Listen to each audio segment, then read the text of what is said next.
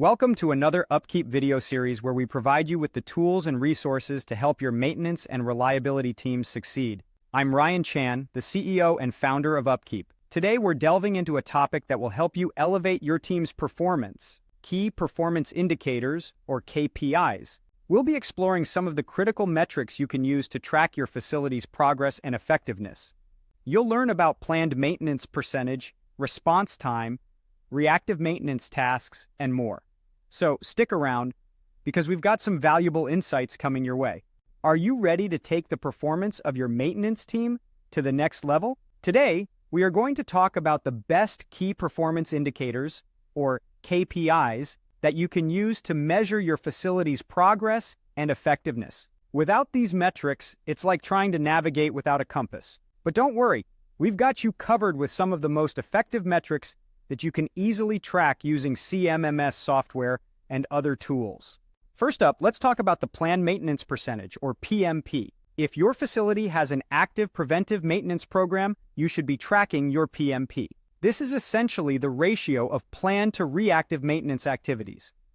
You can determine it by measuring the total amount of maintenance hours, then figuring out how many of those hours are planned. A good baseline PMP is about 50%. But a world-class PMP is 80% or higher. That means 80% of your maintenance tasks are planned, not reactive. Next on our list is response time. This refers to the time it takes to respond to repairs or work orders. Tracking response time is a great way to gauge your maintenance team's effectiveness. It also makes for easy goal setting. You can hold meetings with your maintenance managers to target ideal response times and identify solutions for areas that are underperforming. A related metric you might want to consider is time to repair, which tells you how long repairs take to complete. This gives you an idea of how capable your maintenance team is at quickly getting equipment back up and running. Our third metric is reactive maintenance tasks by machine.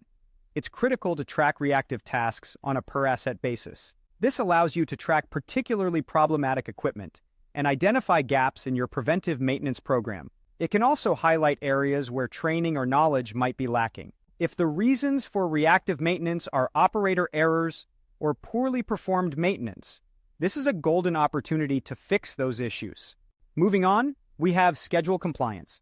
This measures the timeliness of the completion of work orders. When running proactive maintenance strategies, it's important to stick to the planned schedules to maximize maintenance efforts. Any deviations from acceptable schedule compliance values need to be investigated to identify and address the root cause. The benchmark performance for schedule compliance is greater than 90%. Next, let's talk about maintenance backlog. Think of this as a to-do list for your maintenance staff. This can be measured in man-hours, days, weeks, and so on. A healthy maintenance backlog is not necessarily an empty one. An empty task list may suggest that you are overstaffed. Planning activities that allow for 2 weeks of backlog per technician can be considered normal. However, a backlog of 4 weeks or more might require additional resources or at least some overtime work. Speaking of overtime, our final metric is maintenance overtime. Unplanned work within the plant is a reality, and most of the time it can be addressed without issues by working overtime. To gauge if your team is working too much overtime, compare the maintenance overtime as a percentage of the total maintenance time. The benchmark performance for maintenance overtime is less than 5%. Remember, while these suggested values can indicate healthy performance, it's crucial to ensure that the data you're analyzing is as accurate as possible. If there are deviations, perform a root cause analysis to identify whether they can be addressed immediately. In conclusion, the right mindset is important when setting performance metrics. Include your team in setting KPIs to help them understand the current state of the plant. Promoting a healthy and inclusive working culture helps to keep the team motivated to perform more effectively.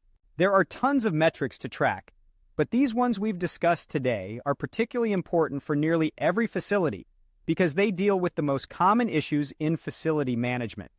So start tracking these KPIs today and take your maintenance team's performance to new heights. And that wraps up our video for today. Thank you for watching, and we hope you found these insights valuable. We've covered key performance indicators, including planned maintenance percentage, response time, reactive maintenance tasks, and more. Remember, these are crucial metrics that can help elevate your maintenance team's performance. Don't forget to subscribe to our channel for more informative content. For more details, please visit our website at upkeep.com. We look forward to helping you achieve your maintenance goals.